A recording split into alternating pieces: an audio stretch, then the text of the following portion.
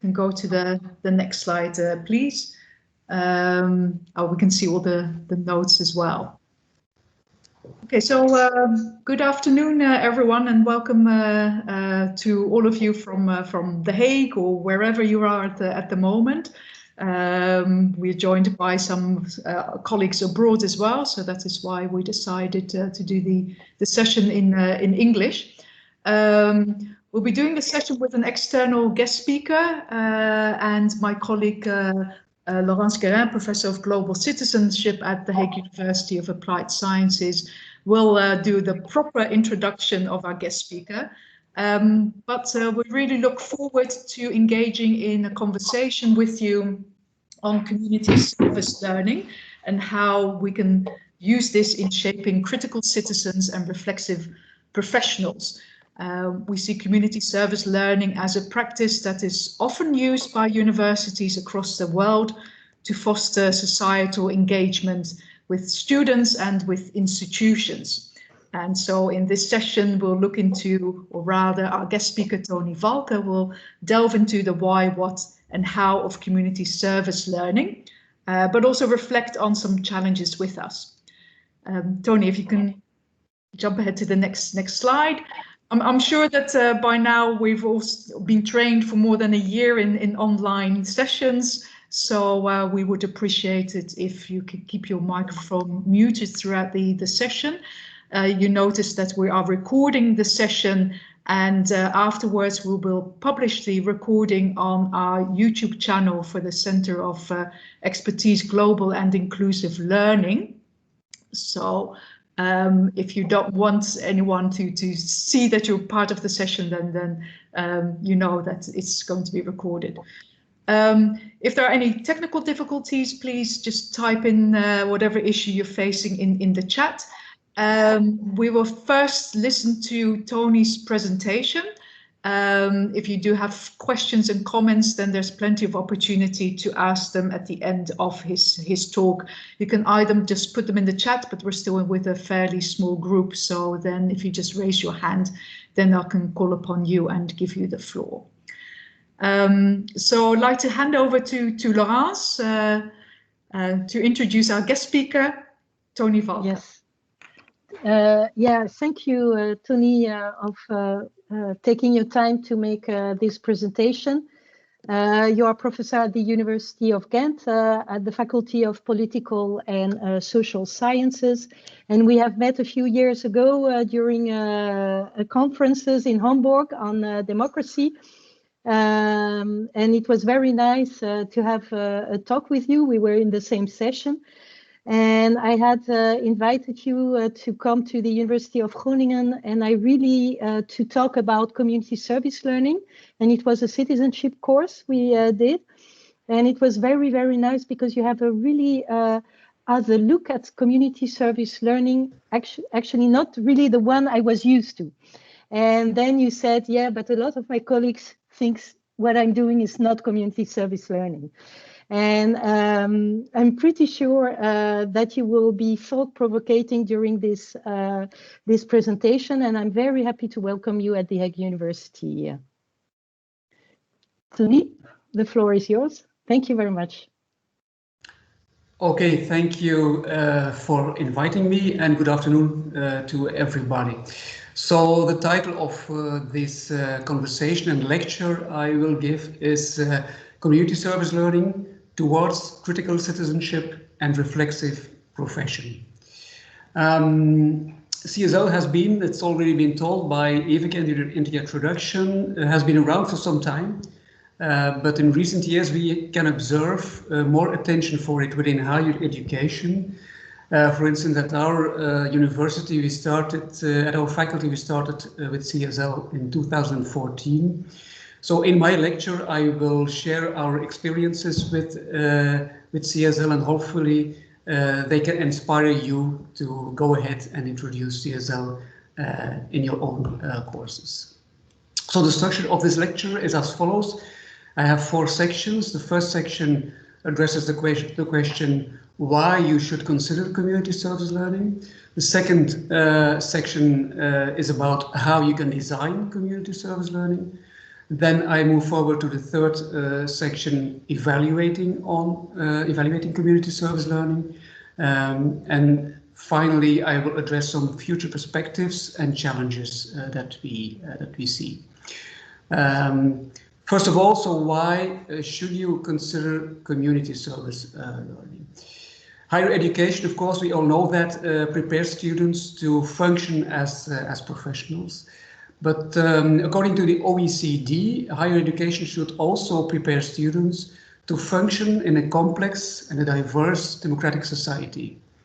So we can ask ourselves the question, how can we or do we contribute to this as scientific disciplines, as social scientific disciplines, as departments and as academics? The OECD also points at one important question about the economic efficiency drive in higher education. And this is the fact that higher education is sometimes merely seen as a ticket to the labor market. So the question is engagement an academic core task or isn't it? So in the CSL courses of our faculty, we refer to the global competence framework of the OECD. Maybe some of you are already familiar with the global competence framework. So just one small quote, the OECD states that education for global competence builds on the ideas of different models of global education, such as intercultural education, global citizenship education, and education for democratic citizenship.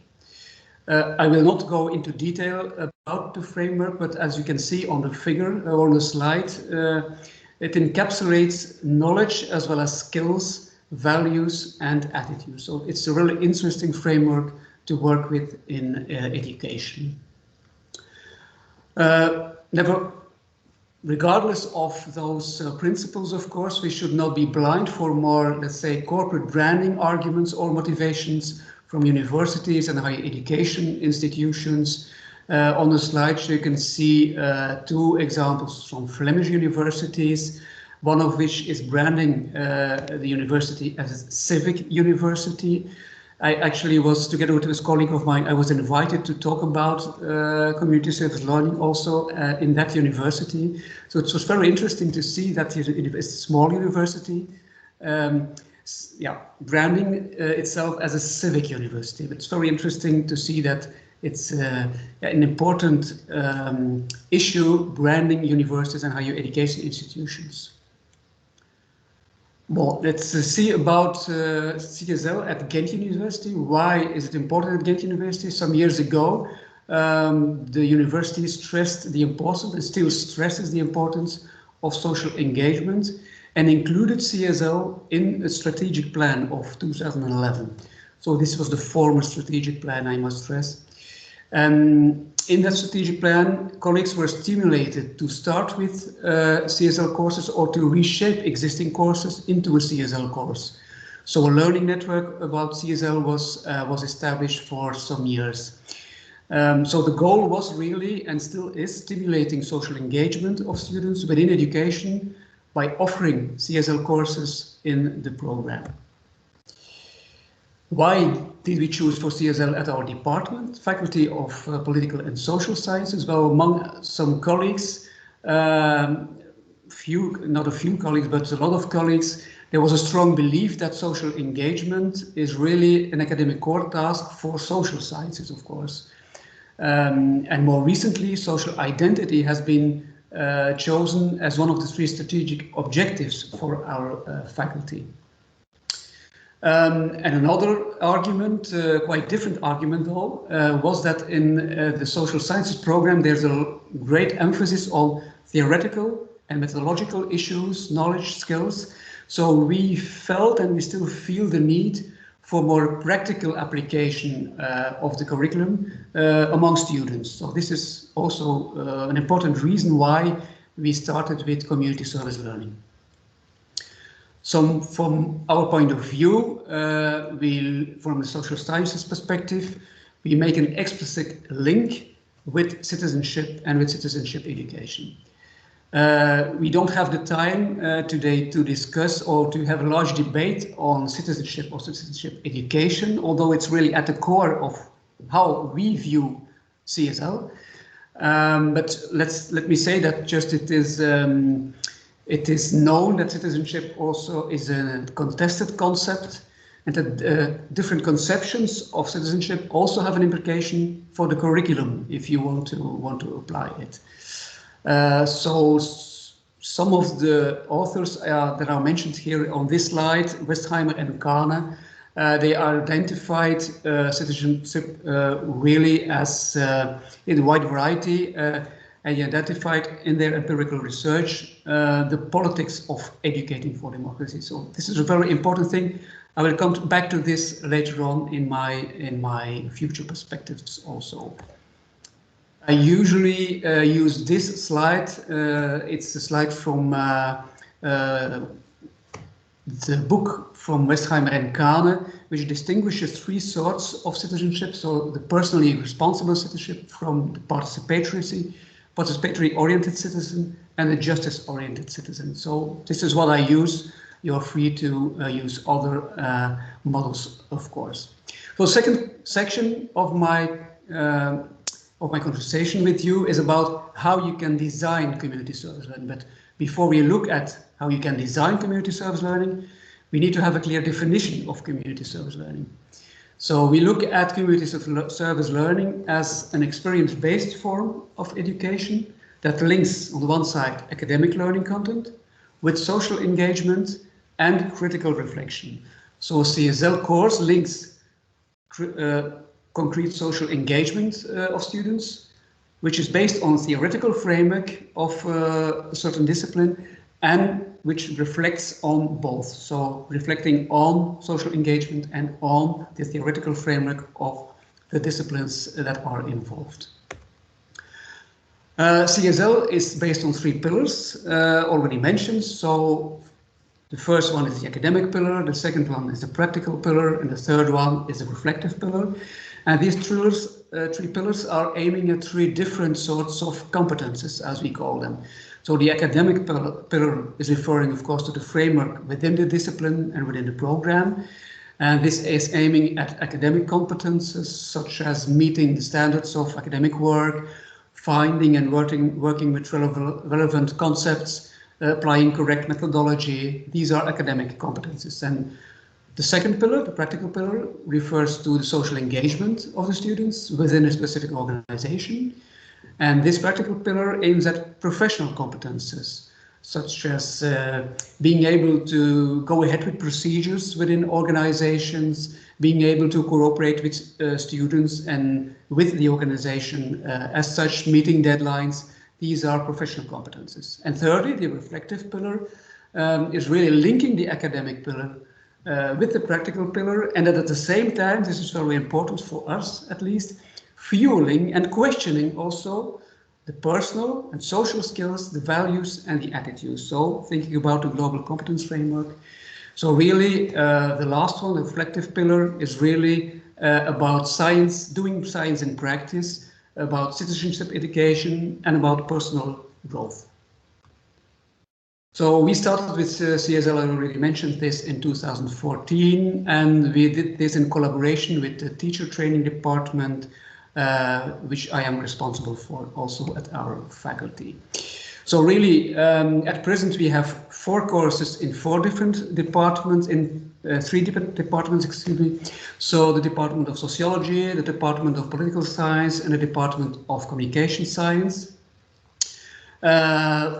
Some courses are 1 semester, other courses are 2 semesters, 5 credits, 7 credits.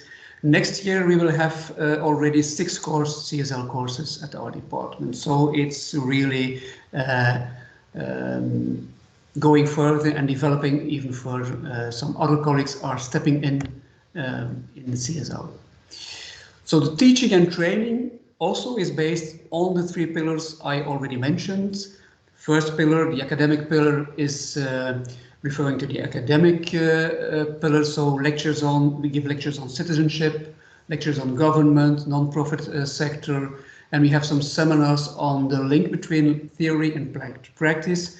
is really an example of PBL, problem-based learning, that we practice in these CSL courses. The second pillar, the practical pillar, this is about, I already mentioned, the participation within the organization, but also, of course, the final product and the presentation that the students make for the organization. And last but not least, the reflective pillar. This is students from the teacher training department coach the reflection sessions for the master students. So it's a form of peer learning, actually. So there's a few reflection sessions that we organize, and there's also a portfolio that students need to develop, consisting of a logbook, the preparation of each session, and also the final product and presentation for the organization. The practical pillar, I will not go into great detail here. So fieldwork within the organization, sometimes it is desk work. I have to say that because of the COVID pandemic, this year there was more desk research than there was before. Unfortunately, but we hope next year it will be less desk research and more research within the organization. But the starting point really is the question or the problem that the organization has. And the goal is really knowledge sharing and reciprocity. So it can be that the problem or the question of the organization is not feasible within the course program. So really the students need to talk about with the organization to define or the assignment within let's say the course, is it a semester course or 1 semester or 2 semester course? So really they need to talk with the organization to shape the final product and the question of the organization. The added value as professional really is that they look at the practice from an academic perspective, and that they explore their role as a professional, which is so very new for them. The structured reflection, so I think it's not here, I can talk about this if you have questions on this, about how we really use reflection. Let me just say that we use models for structured reflection, so there's not only reflection after the action, after the what they did in an organization. So there's also anticipatory reflection and reflection in action. So we use different models like Korthagen and the deal model, which is really specially made for CSL, the deal model. We have a wide range of partner organizations that we work with. You see some of the logos on this slide. I think most of them are not known for you. That's not really the point here. I'm just trying to make clear that we really, in the course of a few years, we have really engaged with different organizations, and really this is also very important. We try to establish, let's say, structural relations with these organizations. That's not always very easy, because sometimes organizations have very demanding questions. Could you do this? Could students do that? That's not always possible, and sometimes they say, okay, this year we won't participate in CSL. Okay, that's no problem, of course. So it's really, for us, it's very important that we have structural relationships in the long term with these partners. For most of them, that's really not a problem. So wide range of partner organizations, it also means that we have very different projects that students can work on. You see some of the examples here on this slide. For example, there was a project on citizen participation for the city council, project on community currency for non-profit organizations. There were also projects on volunteering coordination, project for foster care policy organizations, so very different organizations and also very different projects that students work on.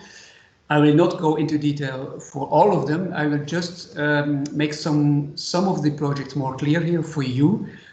So one was an example of evaluation of a city council district policy on citizen participation initiatives. This was at the city of Ghent, where our university is based.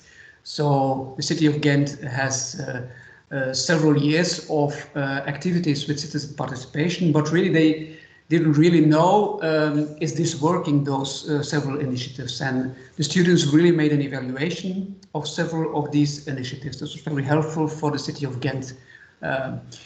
Another example was developing a questionnaire to evaluate community currency from the view of the users of the community currency.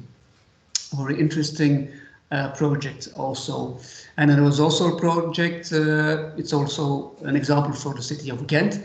How can the city, so the city of Ghent, develop a policy on volunteering? So volunteering is used among several departments of the city, and but they really wanted to make a policy on volunteering, because it was widespread, but really not in accordance with some main policies of the city council.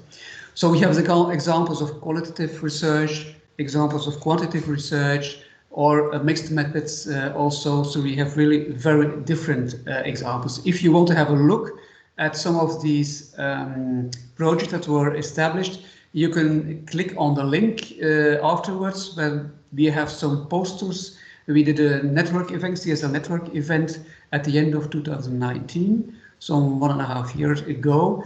And there we presented some projects that we did the last years for the interesting partners. Two specific examples I still want to share with you was one is called the Stump Checker. I don't know if this name means something in Dutch for you. In English it doesn't mean something, I think. So this was really a tool designed to check how healthy food initiatives are in schools. And this was very interesting because it was the first example of an interdisciplinary project. This is one thing that we want really to establish in the future years. And this was the first project that we did with students from the sociology departments, together with students from the communication science department.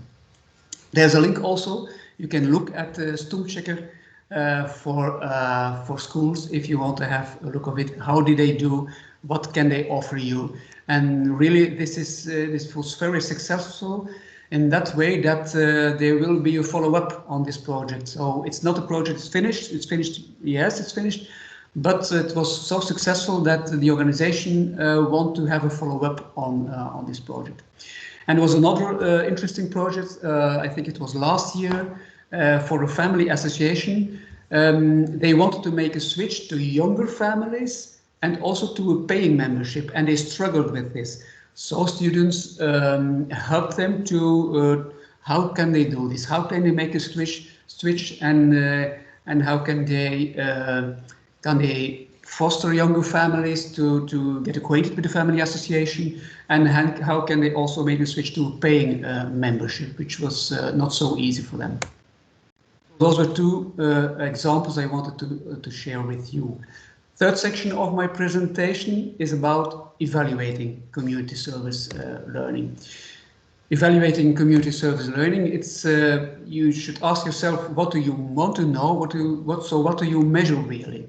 Do you want to measure the impact on the competences or the learning outcomes of the students? Do you want to measure the impact on the community organization? Those are quite different things, of course, if you want to measure them. Are you interested in the short or the long term?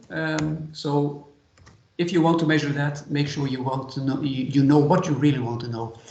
So up to now, for our CSL courses, we have very positive feedback from our partner organizations. We also have positive evaluation by the students. But we think it's we must stay critical and use some self-reflection for our CSL courses.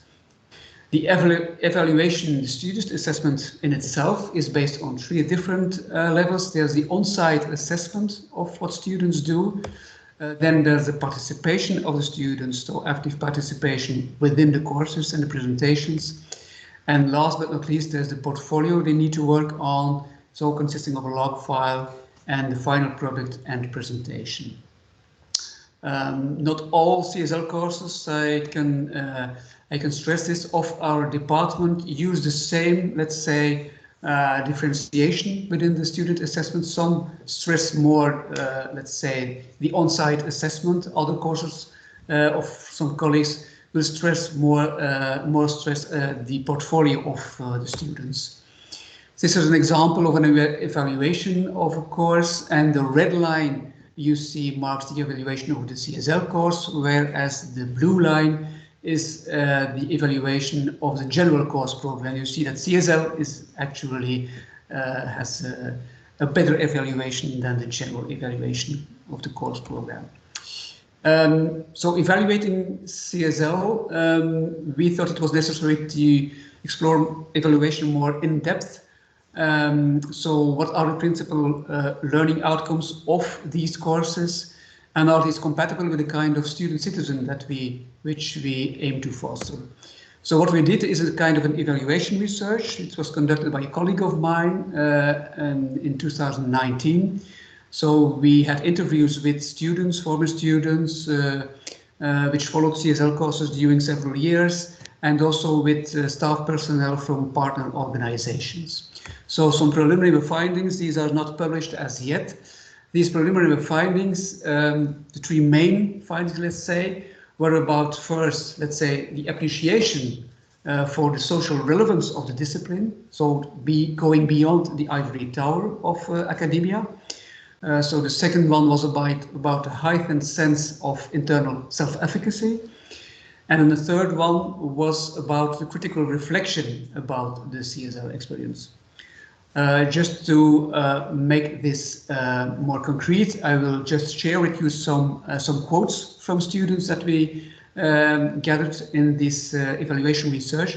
So about the appreciation of the social relevance of the discipline, one student, one quote stated that he realized that our competences and tools are not merely to write PhDs, for example, but they actually have an impact on society. And that's what I think that CSL is really important, to give more students the opportunity to apply their knowledge and skills and to appreciate that, in this case, sociologists may have policy relevance. That's one quote about the social relevance of the discipline. So another finding was about the internal self-efficacy. Several quotes, I just make one little quote more explicitly from one student stating that, and that's how one develops confidence in oneself, namely, I can do this, and I can do this within a limited amount of time. This is also very important. Students need to be able to define their goals. What can we do? What can we not do? Because these organizations, as I already said, have sometimes very high standards and demanding projects that they have, but they need to really be able to do this within 1 semester or 2 semesters.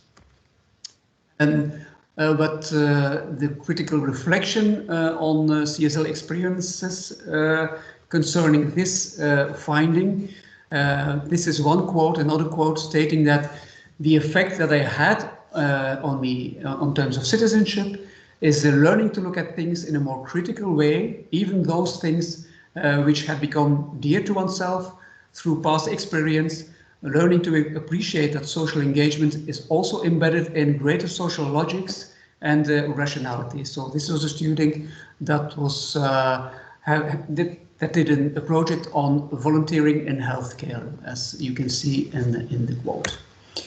So some other quotes, you can read them later on as you wish. So some other findings that we had was that the views of the partner organizations largely aligned with the students' accounts, in particularly concerning the reported sense of self-efficacy. Nice to know, I would say. And then there was also the finding about the process of conducting research for an organization, that this was really by the organization seen as a learning experience in itself. So this is really what we try to aim, the reciprocity. It's learning in academia, but also learning for the organization. And then last, the reflection was deemed relevant by the organizations and by the students, but the tools sometimes has been seen as too generic or too artificial. So reflection is something we need to look at if we want to establish more learning results in the future. So in this way I come to my last section, looking about some future perspectives and some challenges I want to share with you. The first one is about interdisciplinarity. I already talked about one first example of interdisciplinary approach of a project. So this was our aim at the beginning of CSL in 2014, but each course is established in its own way, of course. But really, from next year on, we really want to establish teams of students from 3 different departments, as we already have 4 CSL courses. And from next year on, we will have 6 courses, CSL courses. So it's really possible to establish teams of students from the 3 different departments. But of course, this is an academic interest of ourselves.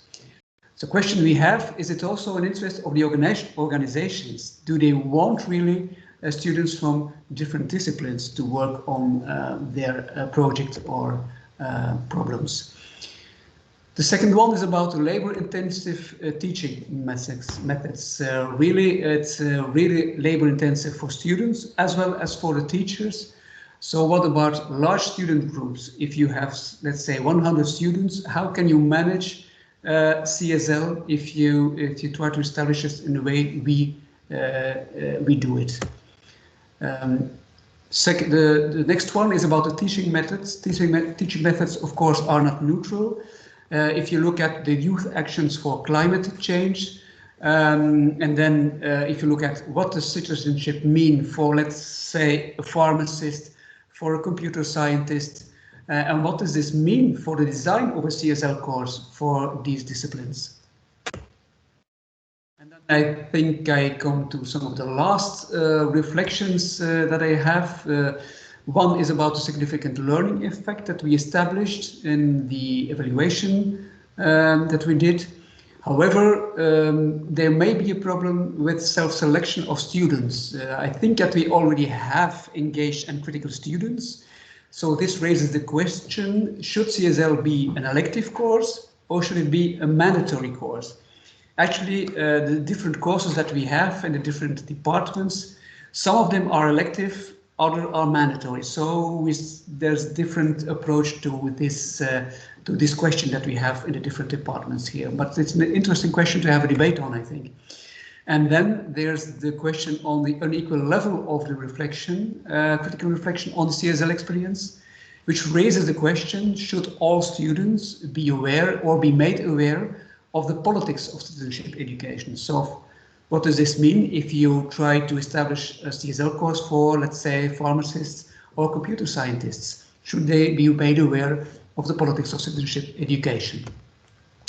And the last reflection is about the risk of instrumentalization of social engagement. We know, of course, that engagement is interesting to mention, to be mentioned by students in their CV. And also that, as I already stated before, it's also very interesting for universities or higher education institutions for their branding as a civic university or as a university or higher education institution which is focusing on engagement, citizenship, and so on. So I think I have come to the last of my slides. I thank you for your attention and I am happy to answer your questions. Thank you so much, Tony. And as you were presenting, and thank you so much for sharing your insights and experiences, and also being very open about some of the unresolved questions that you still want to reflect on. Quite a few questions have come in, and more are coming in as well. And since we're with a small group, I would just like to ask everyone just to open your cameras and to pose your questions. I'd like to start with Katinka, because you were the first one to start feeding some questions into the chat. So Katinka, maybe you would like to unmute yourself and ask your questions to Tony, please. You would do this to me. I'm so sorry, but I'm so struggling today because I'm quite sick. So I'm in between so this is my this is my, and I have like this for my headache, so I'm not in the best version of myself. This morning I was quite okay, Laurence, because I had like a lot of paracetamol and stuff, but they wore out. Yes, very interesting. Thank you so much. I tried to think very fast now. Yes, so tiny bit of background. I am on, I don't know, I just started. I hope I will kick off soon, but I'm from the civil engineering department, and I am very interested in all those very complex social issues out there and how you translate them properly to education, because, well, we have different frameworks. They are massively complex, and a lot gets lost in translation. So that's, well, I haven't figured it out yet, but I hope so. And one of the things that struck me was the social aspect, or the no, kind of like what I asked, like, is service community learning by definition a social act? Only because there seems to be a lot of focus on that. And I'm very curious how you, in your programs, support your students in dealing with those community service learning challenges, because I expect that the topics are very broad, quite a variety of topics, which means that us as lecturers are theme-wise not always the experts anymore. I witness that when we give students a social challenge, we kind of ask them to figure out what the challenge is and to figure out to unravel the complexity.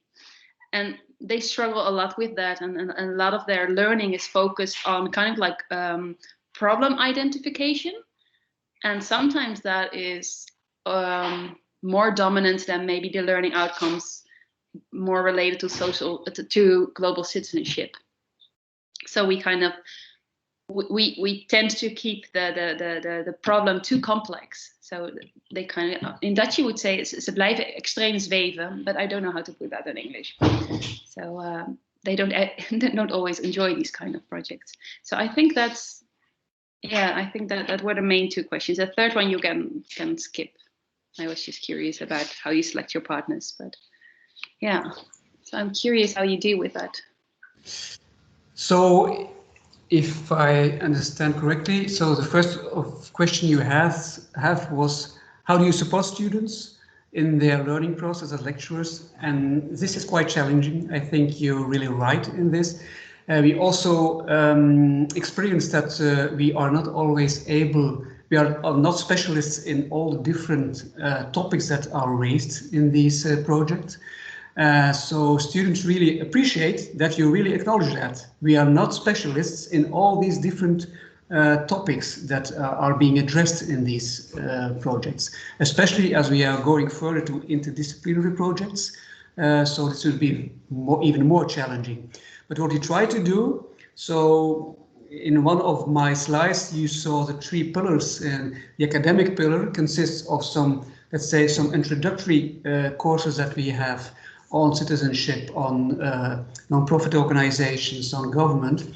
And then we have 2 other kinds of lessons that we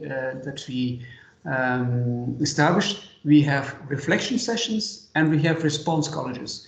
Response colleges are really made to help them make the link between what they already know from their discipline, or what they lack, what they don't know yet. So what we ask them for preparing such a response college, they make a 1-pager and they share with us what they don't know how to deal with. And then we try to look, so we prepare the response college some few days before. So we, the teachers, prepare the response college. We look some things up. We have a talk sometimes with some colleagues. Sometimes I invite colleagues who are more, let's say, specialists on the topic. Does that happen that I invite some other colleagues to the response college to address the questions that they have raised in in the preparatory one-pager. So this is how we deal with this in the response colleges. And then your second question was about the social learning, the struggling. This is what we try to address with the reflection sessions. So the reflection sessions are not dealing with, let's say, linking the theory and the practice, but really are about social learning, citizenship, and these are also, we ask them to prepare a one-pager for each reflection session, addressing specific questions. For example, what did you experience within the organization as a burden to develop your what you are doing with? Did you experience burdens or problems in working or collaborating with the other students? But we have teams of students, 2 or 3 students that are working on projects. Sometimes they experience that they don't know each other because they come from different disciplines. So even our elective course in the political science departments, for example, we have students from national politics, students from EU studies, students from international politics. They really don't know each other. So they had 1 year in common, the first bachelor day, and then they did some different, they followed a different pathway, EU studies or international politics. Then they come together in the CSL course. So they have different backgrounds, different expertise also. And this we try to manage also in these reflection sessions. They need to know each other, and we ask them to answer some questions in preparation of each reflection session. And what we experience really is that, I already talked about this in my lecture, that the reflection pillar is really struggling. Students, not all students, are really keen on reflection. Some of them don't really know how to do this, but we help them. So we use the models, we give an example, and we really practice reflection. But also what we experience is that struggling is part of the game. So sometimes we see and we hear from students, do we really need to reflect on this? But at the end of the course, they say, I remember that I was posing that question, but in the end now I see it was necessary to reflect upon my own social learning, upon my engagement within the organization. So these response colleges on the one side and the reflection sessions that we organize, these are the means which we establish to try to help them, support them with the problems that they have. And it's really it's not a walk in the park, but struggling is part of the game, as I said. And because it's such a it's not an easy way, and in the end I think that the learning effect is even greater than if you would compare it with, let's say, it's a walk in the park. Okay, it's just a course like another course. We have a textbook and we can learn something, and then we have an examination. That's the easy way. This is not the easy way. CSL is really the hard way. It's struggling, like you said. But in the end, they learn a lot of it. I don't know if this is an answer to your question. Yes, I have a follow-up question, and it relates to the one Laurence wrote down. How much time do the students have? But I would also like to add how large, how big is the group, and how many students, how many teachers are involved in this in your course? I'm responsible for. We have 2 teachers and 1 teacher assistant. And then for the reflection sessions, we have the students from the teacher training department that are assisting us also. So we have help from them for the teacher training department also. That's very helpful, I must say. Yeah, I can imagine. So we have between 10, 12, first year we had 14, 16 students. That's our course in the political science department. The course with the largest amount of students is a course, CSL course of a colleague of mine in the communication science department. And she has, I think, about 40, 50 students. So we have 4 courses. One course has 10 to 12 students, another course has some 40 students. So in total, I think we have 100 students following different CSL courses Next year we have 6 courses. But I think that the interdisciplinarity and interdisciplinary approach will help us also lower our efforts, because we will work together. So one teacher, I will give a lecture on citizenship. A colleague of mine will give a lecture on government or on non-profit organizations. So our efforts will lower, I think, because we will work together to establish interdisciplinarity within the departments. But it's really also a lot of work for the teachers, certainly in the first years, because you need to develop how you will develop the course. You need to establish the relationships with the partner organizations.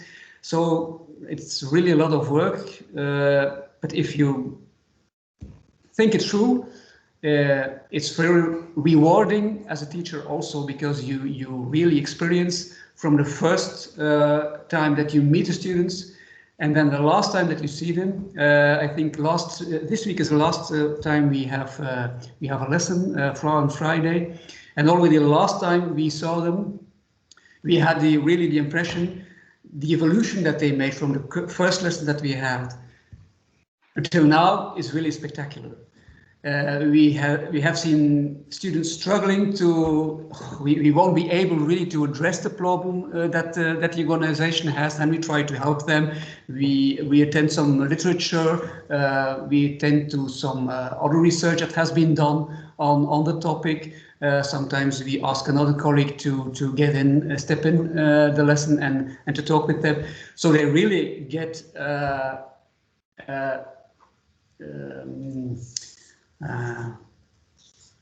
We help them to address these burdens that they encounter, and in the end, they really have the impression that they made an immense evolution, and that's also the impression that we have, and it's very rewarding as a teacher also. Yes. Okay. Thank you. Thank you. Thank you, Tony, and thank you for your questions, Katinka, and we'll see more questions coming in as well. It sounds like it has also fostered great collaboration within the institution itself. As you said, you're bringing in experts from different departments, the teacher training department offers support as well. So it seems to be a nice or a wonderful way of interdisciplinarity within the institution itself. I know that Laurence, you also had a question. I see that Michael, you have a question. So maybe we'll take Michael's question first. Maybe you can illustrate it or ask the question yourself to Tony. Go ahead. Hi, Tony. Yeah, that was a great presentation. Thanks so much. A little background. I taught for almost 20 years at the University of Massachusetts at their Dartmouth campus, and we were actually one of those universities that was marketing itself as a community engaged university. I think we got some award, a national award for engagement, and and so I had many colleagues who were doing this. In fact, in my own department. But then, long story, I switched careers in many ways and was working at a foundation for 5 years here in Lisbon, in Portugal, where I'm now based.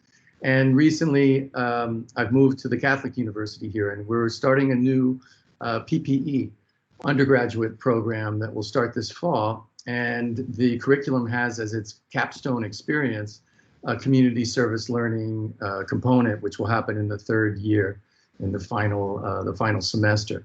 And so my question for you was, I noticed that everything that you had presented was all done from, for graduate level students. And one of my worries, I have no real basis on which to found my worries, but one of my worries is that, will companies or organizations say, this is a lot of work for us to have, groups of students who we don't really know what their skills are. They're just 3rd year undergrads. What are they really going to do to help us? Are we just going to be babysitting these students, basically?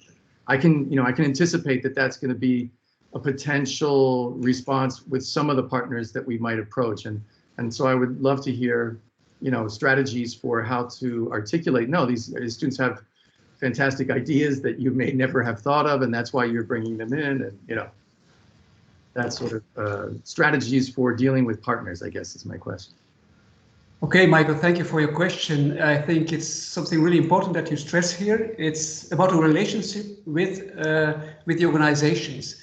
I think I already pointed out in my presentation that it's very important that we try to have really structural relationships with them. It means that once we start with them, we really want to have a long-term relationship with them. So you need to make clear from the starting point what they can expect. So we really say, these are in our case, these are master students. If you are talking about undergraduate students, you should make it clear.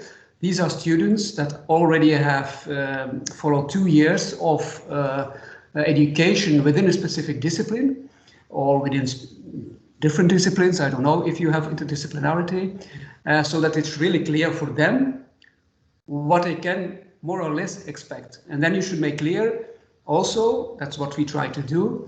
For the time being, we have, for example, my own course it's 1 semester course, but as of next year, we are switching to 2 semester course because we have experienced that within 1 semester, it's like about 15 weeks that students really can go to the organizations. That's short, that's really short. So, but we made this clear to the organization, so they knew before that students have this limited amount of time, let's say, to work on the projects. But as of next year, so we have a full year, 2 semesters, and this will make it very interesting for organizations, because as you know, organizations that want to, let's say, have a stakeholder survey, they think about it, okay, and then they want to develop it, and before you know it, you're 2 or 3 months further in time. And so as of next year, it will be more easy for us, I think, to make clear to our organizations. We already announced this. As of next year, we will have a full year that students that can work on these projects. So it will be more credits for the students.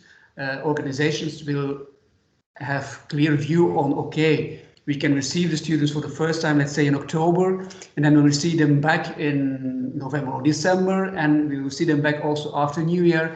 And we will have, in May next year, we will have a final product, we will have a final solution for a problem and a presentation and a final product. So it's very clear, important to make clear what they can expect, what, let's say, the level of the students is, that what let's say, their background and their expertise is.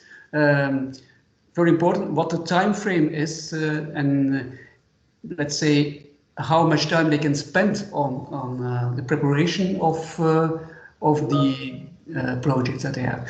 So if this is clear, that's all right. You can also work with undergraduate students. I don't see a problem if you just make clear what they can expect. Thank you. That's extremely helpful. We would have to change our curriculum a bit, but I can absolutely anticipate that having a full year to work with a student group is going to make it easier to recruit partners. Well, it took me 3 years to make this, so yeah. It didn't work. After 1 year, we already had the experience. This is too short for some projects it was okay, for other projects it was difficult. So, but it took me 3 years to really, because I'm not the only one as teacher here, so I have a whole department and a whole faculty, so you need to talk with other colleagues, because as more and more colleagues are also stepping in and see the benefits of CSL, it's more easy to let's say, to move on and say, okay, we need a full year for students to take on, especially as we want interdisciplinary teams to go to organizations. So you can find arguments to convince your colleagues to have, no, as of next year, I don't know, maybe or in 2 years, we need to reshape the program, or we need to reshape the course, and we need more credits, or we need more, because it's a bargaining, of course, with colleagues. Other colleagues have, my course is 5 credits and yours will be 7. No, thanks so much. That's really helpful. Thank you. And I saw, Laurence, you were dying to jump in there. So, yes, thank you very much, Tony. And I recognize what you are saying because we have colleagues at the University of Applied Science, Saxion. They are running since like 10 years an interdisciplinary programs where companies, City Hall comes with a question, and now they have like 2,000-3,000 students doing it, and they really have a lot of problem to have truly interdisciplinary students working interdisciplinary together. They lack, teachers lack of experience and knowledge in order to really to facilitate the students. And what they see as well is that the students, it takes them a lot of time to understand the discipline of the other, to get together and things like that. So they are doing now research, and at the Ghent University, we would like also to start such interdisciplinary work. And so we are looking at you, Tony, and we will really would like to come and visit you, but also to the Saxion, and because you can learn a lot from earlier experience. So I'm very happy. Yes. I think it's good that our different experiences also at other universities come together, and there have been some conferences on CSL in Europe. As Michael said, in the States it has been established for a long time, CSL, mostly as service learning, not always as community service learning, because that's a different, I think that's something else. But we, as I already mentioned, we had a CSL event, community service learning event, to gather all the organizations, all the colleagues that have started with CSL courses, and the students were all invited. The city council was invited. We had a speech of some. We had the poster presentations. You can see a few of them if you click on the link in my presentation. But our idea is actually to not to do this each year, but to have another event, let's say, I think maybe next year even, and let's say in the loop of that event, we will try to have maybe some research that we can present to them if we have in the end of 2022, yes, if we have a conference or an event on CSL. And I think it would be good if we work together, if we look at experiences at other universities who have large number of students and interdisciplinarity, which problems do they have. Actually, there's a kind of an education innovation program at our university, and I applied for support because I foresee that maybe we will have problems with real interdisciplinarity. I think I talked about this also already with Laurence, because you can have students from different disciplines working apart from each other, and then they come together, and one says, okay, I made this survey, and another one says, okay, I have looked into this literature, and this is these are my findings. That's only the start of interdisciplinarity. Real interdisciplinarity is not about each one doing their thing. It's about really looking at the other discipline. And I think it's really also, it will be struggling, I think. But in the end, it can be very, very, very insightful and meaningful for the students to look across the border and see how other students, other disciplines are dealing with some. Actually, I'm also responsible for the teacher training program at our department. And I work together with colleagues from other departments, and we have a course, but it's in the teacher training, so it's not CSL, but we have a kind of a similar interdisciplinary course. It's called in Dutch Project Algemene Vakken. So this is a course where students come together also from different disciplines, and they need to work on a specific topic, and they really need to establish interdisciplinarity, and already we're seeing that this is working. So although it's also struggling, it's not because it's difficult that it's not feasible to have it. So I think meaningful insights will be interesting to share with all colleagues. Yeah, and I'm a bit mindful of the time as well, because it's already 2 minutes past 4. I see that Andrew, you just joined us, but at the end of the session, I think that there's so much more that you would like to discuss, especially on the last subject, interdisciplinarity, which would merit a whole big conversation on that subject alone, and probably won't be able to address everything there as well. I'm not sure if you have a few more minutes to spare, Tony, just to see if there are any burning questions that anyone would still like to raise. Yes, I have a question. Go ahead. I'm Mal Hodges. I'm from South Africa, and we have community engagement as part of our national curriculum at our University of Applied Sciences. So we have quite a history of doing community engagement. You mentioned interdisciplinary. Here we are talking about transdisciplinary learning, where we're looking at a community problem, and we bring different students together from different disciplines to solve that community problem. And an example is that Stellenbosch University, for instance, they have a informal settlement that is now functioning off the grid with Wi-Fi and electricity and everything using solar power. So where are you in terms of multidisciplinary, transdisciplinary learning? Thank you for sharing, Merle. Interesting to look at it not from an interdisciplinary view, but from a transdisciplinary view. A colleague of mine is involved in sustainable development education, and there are also students, this is an elective course for all university students, and yeah, they also try to tackle very complex problems with different disciplines that are working together. So I have a meeting with them, I think within a few weeks, and I will also talk with them about what their experience is when having different students from different departments together, and what we can learn from each other. So thank you for sharing. Yes, and thank you so much, Tony. I think I'll just wrap up here, because I think that's, you know, the more we talk, the more issues will emerge, and hopefully we can get together again for another big conversation.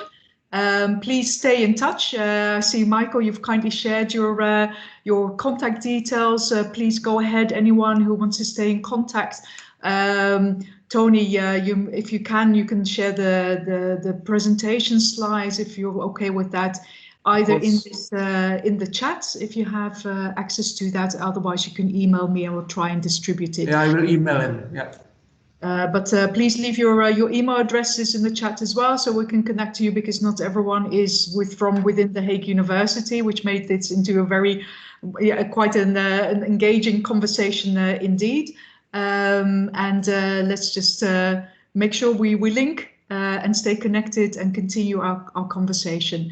As I said, we'll post the recording of this on the external YouTube channel. I'll send you a link to that as well, so you can listen back and also review the slides as well. So we'll say goodbye to you, Tony. Thank you so much. Huge round of applause. Thank you. Good afternoon. All of you for joining, asking your questions. And hope to see you again. Hope to see you again. Indeed. Bye-bye. Bye. Thank you for a wonderful session. Bye-bye. Thank you, Mar. Bye. Doeg, Eveke. Dag, Hans.